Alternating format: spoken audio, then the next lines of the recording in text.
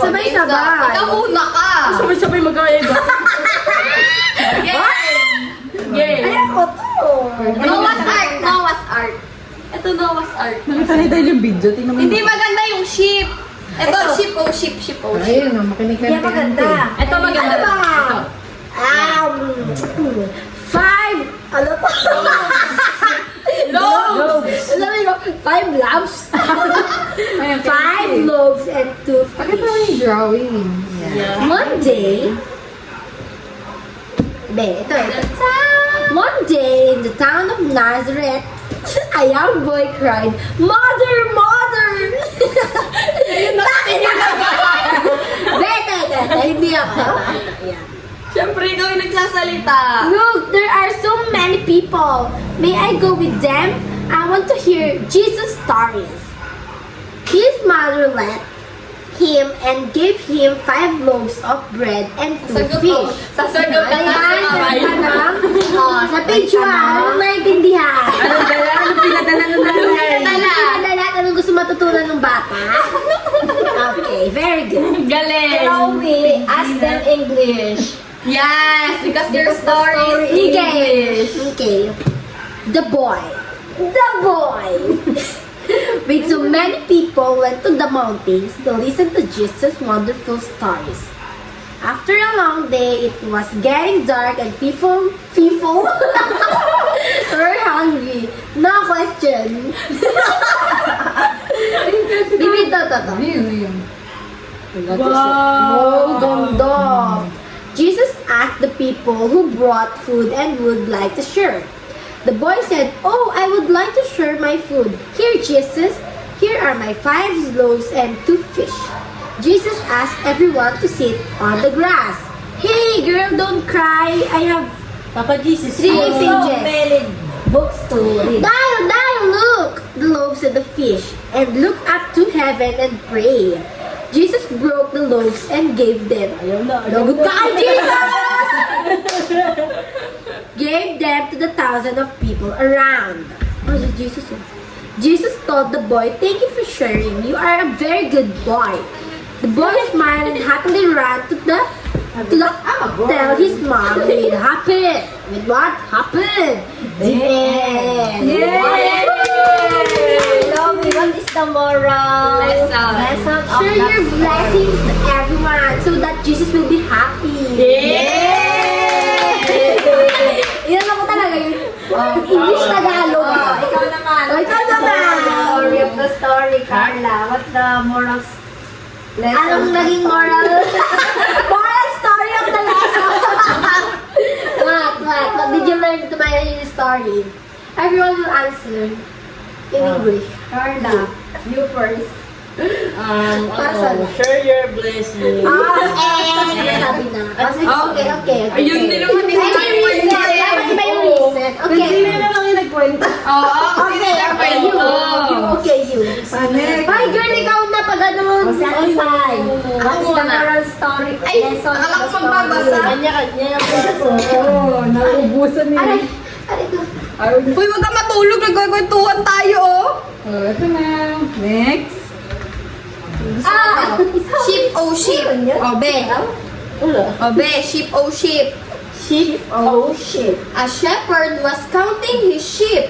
1, 2, 3, 9, 10, 11, 38, 39, 40, 70, 71, 72, 97, 98, 99. Oh no! One sheep is missing.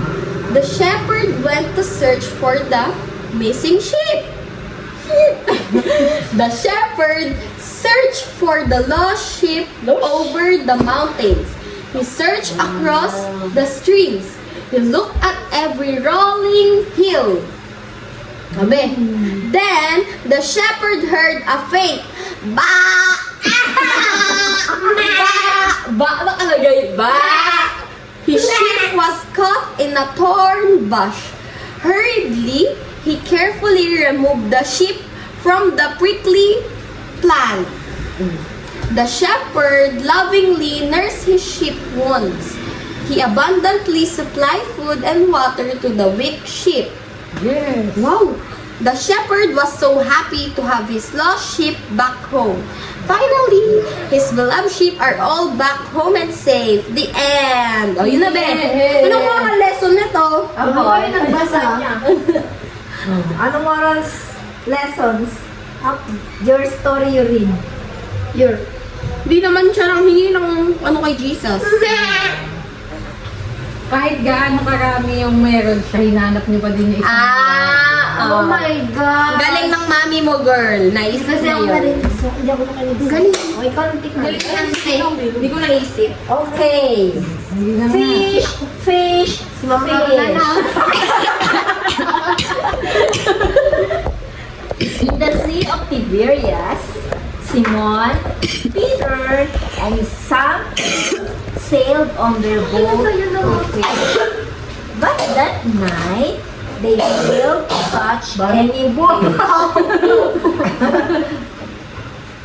At dawn, Jesus stood at the water edge and asked the men, "Have you caught any fish?"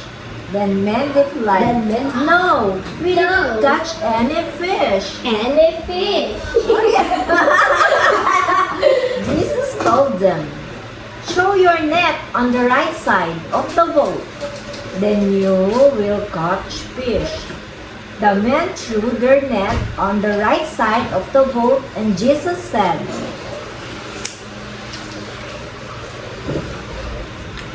the men were so excited to pull a net full of fish. 153 big fish in all. Simon and Peter pulled the net ashore with 153 fish in all. Fish na. Even with all the big fish, the net did not tear. Jesus invited them to bring to him some of the caught fish. "Come and eat," Jesus said. Simon, Peter, Thomas, and Nathaniel Lola mo yun si Peter. ate the bread and fish with Si Jesus. Dino. The end. Yay! O, dahil, what is the moral lesson of the story I have read? Ano yung kamay na yan, ha? Bakit na?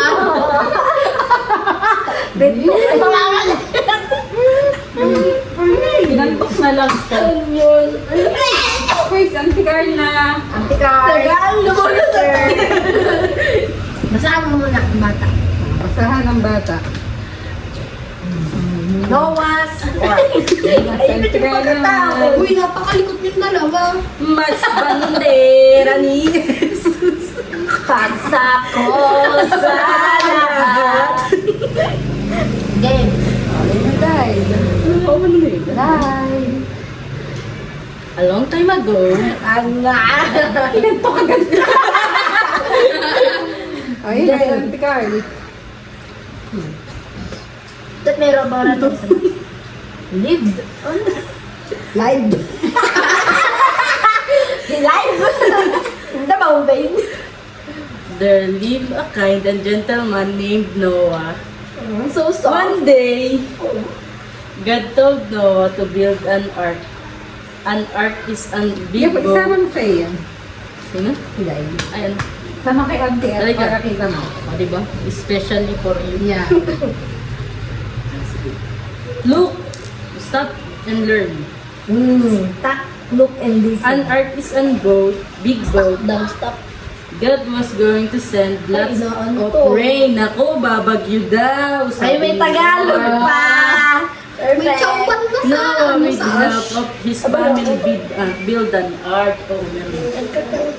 Tapos, tinulungan daw siya ng kanyang pamilya na mag-build ng malaking barko. And then, God told Noah to place an animal of every kind in the ark. Lahat daw ng animals. Ayun, kasama si Arian, si Say, and aso't pusat everything. So, Noah and his family gathered plenty of food and water to last them many days. Tapos, Nag-ipon daw sila ng maraming food and waters. When all the animals were inside, Noah closed the door of the ark. Sinara niya na daw yung malaking barko.